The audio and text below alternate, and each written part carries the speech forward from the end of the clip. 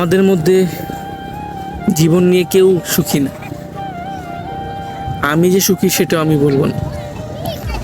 সবাই হচ্ছে একটু থাকলে আর একটু চায়, তারপর আর একটু চায়, মানে মানুষের আমাদের চাওয়ার শেষ নেই।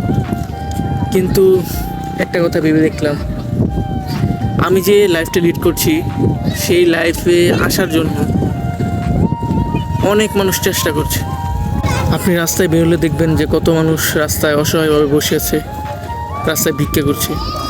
কারো হাত নেই, কারো পা নেই, তবু তারা সমাজে চলছে। তারা হয়তো ভাবতেছে যদি আমার হাতটা থাকতো, আমার যদি পা থাকতো, তাহলে আমি কাজ করে খেতে পারতাম। কিন্তু আমাদের হাত পা সবই আছে, তারপর ভাবতেছে যে এরকম না হয়, যদি এরকম হতো, এরকম না এরকম হতো। আসলে আমরা যেখানে আছি সেখান থেকে আলহামদুলিল্লাহ বলা উচিত।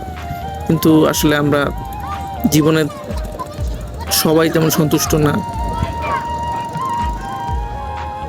আমার কাছে আজকে আমি বিষয়গুলো সবসময় ভাবি, কিন্তু আজকে নতুন করে ভাবলাম, মনে হচ্ছে আমার কাছে এমন কিছু।